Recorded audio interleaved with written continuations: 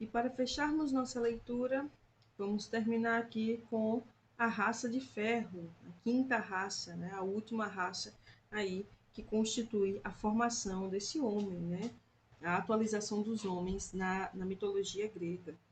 Então, essa raça, eu dividi ela, né?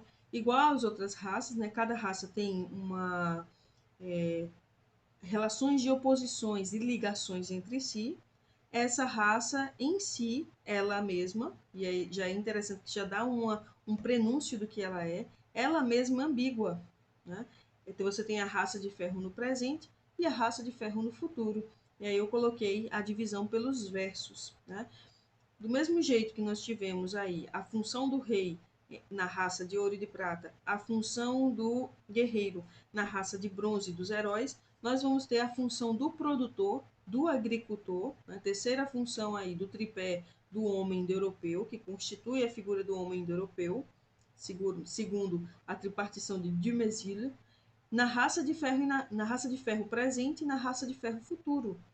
Por quê? O presente é exatamente a raça o momento em que Exildo está. E a raça de ferro no futuro é uma espécie de profecia, né, de predição que o poeta traz.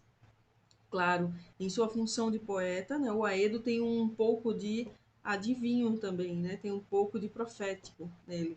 Então, essas duas raças, assim como as outras, possuem duas características importantes aí que estão no segmento de sua análise, que é, eles são submetidos às necessidades, né? Do jeito que a raça dos reis era submetida à justiça e à legislação, a raça a função do guerreiro é submetida às necessidades da guerra, né? Submetida a seu ímpeto bélico. Aqui nós temos a submissão às necessidades, o que a gente já relaciona com os homens ali do mito de Pandora, né? Que nós conversamos anteriormente. E essa raça está ligada à velhice, né? Então temos aí a terceira etapa da vida, a infância, raça de ouro e de prata, a juventude e adultez, né? Os homens adultos, a fase adulta, na raça de bronze, a raça dos heróis, e a velhice na raça de ferro presente e na raça de ferro futuro. Vamos fazer a leitura e a gente vai analisando esses pontos aí. A partir do verso 173d. Diz assim o eu poético, né, a obra de Exílio. E Zeus forjou outra raça de homens falantes, que habitam agora a terra fecunda. Quem dera eu não tivesse nascido na quinta raça, mas tivesse antes morrido, ou nascido mais tarde, pois agora é a raça de ferro. Então, essa raça de ferro, né, para vocês a gente já entender a gravidade da deturpação dessa raça, o próprio Exílio, o próprio poeta, diz: olha, quem dera eu ter nascido antes, na raça dos heróis, ou ter nascido posteriormente, né? Suscitando para a gente uma compreensão de ciclicidade. Talvez depois da raça de ferro surgiria aí, né, uma nova raça de ouro, quem sabe? Mas aí você vê a gravidade, né, da situação dos homens da raça de ferro. E é interessante que a raça de ferro é a raça mais identificável com nós, na atualidade, conosco, na atualidade. Então, eu sempre comento, né? Aqui está falando de 27 séculos atrás, 26, 27 séculos. Contudo, Exildo é muito atual, né? Ele fala de homens.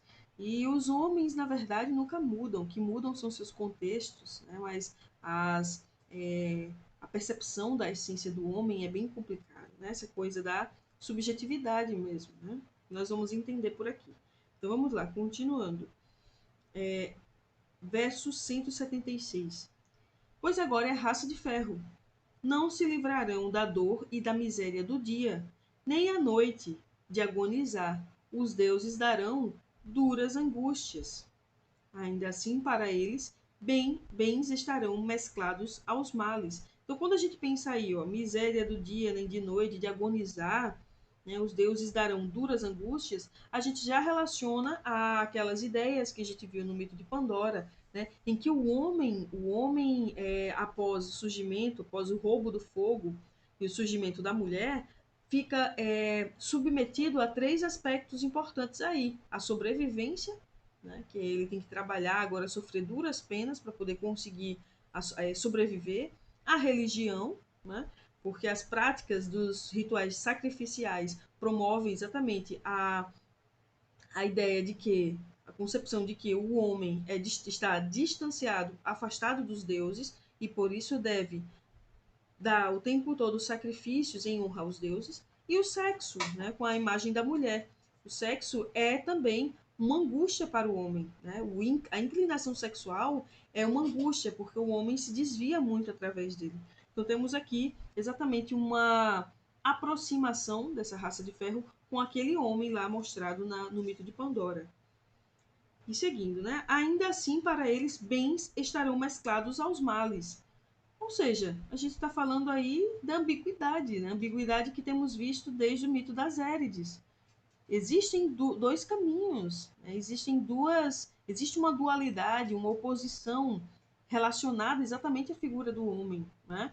Então, a gente tem males misturados a bens, eu coloquei aí, ó, subjetividade barra complexidade humana, ou seja, exatamente essa relação de bens mesclados a males que transformam as coisas ambíguas. Né? Não tem, a Eris é ambígua, a Elpis, né? A esperança é ambígua, a mulher é ambígua, Prometeu e Epimeteu são elementos ambíguos. Então, observe aí que essa ideia de males mesclados a bens traz exatamente a ideia da ambiguidade que a gente está vendo o tempo todo aí dentro da narrativa. Mas Zeus findará com esta raça de homens falantes assim que nascerem com brancas melenas, ou seja, são os cabelos, né, as cãs brancas, né? E aí temos o segundo ponto que eu coloquei, que eu destaquei, o nascer e o morrer são próximos nessa raça.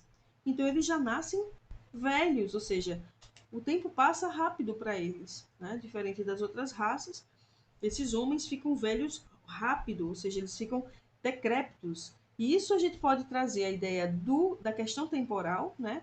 Que realmente o tempo passa muito rápido, e isso é muito condizente com o que nós vivemos. Né? A gente sente hoje que o tempo está mais rápido do que antes, enfim. Essas reflexões aí que a gente tem acerca do passar do tempo, né, e tudo mais. Mas a gente pode pensar também que eles já nascem com brancas melenas como uma espécie de metáfora para o trabalho árduo, ou seja, eles já viram velhos, ficam velhos antes do tempo, porque trabalham muito, né, pelas duras penas, pelas lutas em que tem que travar diariamente, né, as angústias. Então aí a relação da velhice com esses homens. Deixa eu voltar aqui, verso 181, né? Assim que nascerem com brancas melenas, e pai não se assemelhar aos filhos, nem filhos ao pai, nem hóspede ao hospedeiro, nem camarada ao companheiro, nem o irmão for mais amigo, como sempre tem sido. Então, a gente vê aí as relações familiares também serem quebradas. Isso nos remete à situação histórica aí, né? Situação real da vida de Hesíodo em relação ao seu irmão, né? Que seu irmão se porta como se ele não fosse irmão. Né? Temos aí a questão das disputas parentais, né? Das discussões parentais. Sobretudo, a ideia do irmão, né? Como ele faz aí, nem o irmão for mais amigo como sempre tem sido. A ideia das disputas, né? E ele trazer como sempre tem sido é interessante porque até na raça dos heróis, por exemplo, nós temos aí, né, as disputas fraternas, fraternas no sentido do frater, né, do irmão, no latim, né? Então vamos lá, continuando. 185. Virá, tão logo envelheçam, o desrespeito dos filhos, lançando censuras com duras palavras. Olha como isso é atual, né? Que vê aí a questão do desrespeito dos filhos para com os mais velhos, né? Os homens, os mais velhos, antigamente, né? Em um tempo não tão distante, eram tidos assim também com a ideia de sábio, né? Aqui a gente já vê a ideia que a gente vive hoje, né? Essa ideia de que os homens velhos, as pessoas velhas, né? Os seres humanos velhos são desrespeitados por seus filhos, né?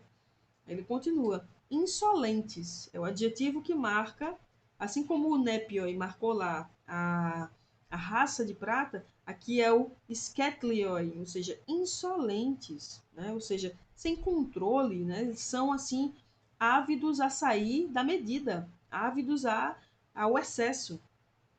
Não veem o olho dos deuses e nem mesmo devolvem devidos cuidados aos pais já cansados. Isso aqui é interessante porque essa híbris que ele está colocando aqui, a híbris essa híbris ética, não é uma híbris só contra os deuses, né? Quando os homens têm deveres civis, eles têm deveres tanto para a cidade, quanto para com os deuses, a religião, quanto para com o seu lar, né? Os direitos civis, né, as legislações civis também estabelecem respeito e dignidade dentro da própria casa, né, dos seus familiares. Então é um ponto aqui bem interessante que ele traz, né, essa relação entre os deuses e os pais, né? Então eles não veem o olho dos deuses e nem mesmo devolvem devidos cuidados aos pais já cansados. É a força do braço, ou seja, os braços e pernas leves da raça de ouro que dançavam, né? Que aproveitavam distantes dos males. Aqui a gente tem ó, a força do braço. Um saqueará a cidade do outro. Ou seja, são voltados para Eres Mar, né? E a força do braço fica bem ambíguo aqui também, por causa da questão da ambiguidade, porque a gente está relacionando tanto a força do braço na questão do saque, quanto a força do braço também na questão do trabalho. Não terá alegria o que jura certo, nem o justo nem o bom, mas ao que é perverso e desmedido, o povo estimará.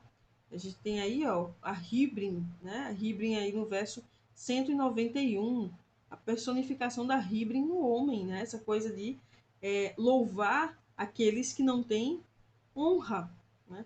Louvar aqueles que não têm justiça. Aqui, ó, ele utiliza Uda de Caio, Uda Gasto, né? Verso 190 e 191, 190 e 191. Ou seja, nem justos nem bons, né? Nem o bom aqui a gente pode entender não bom só no sentido de senso, postura boa, mas o bom também em relação à moral, ética, né? Uma coisa muito mais voltada para a questão da civilidade, né? Do civil. E aí nem o justo nem o bom será louvado, né? Será reconhecido. Mas o perverso e o desmedido, a gente tem aqui, né? O cacono, cai ribrim, será estimado, né? O povo estimará, o povo louvará. É a lei do mais forte e pudor não haverá. O covarde lesará o varão, lançando palavras esquivas sobre as quais jurará. Inveja perseguirá os homens, desgraçados todos, horripilante, alegra-se com a dor alheia, asquerosa.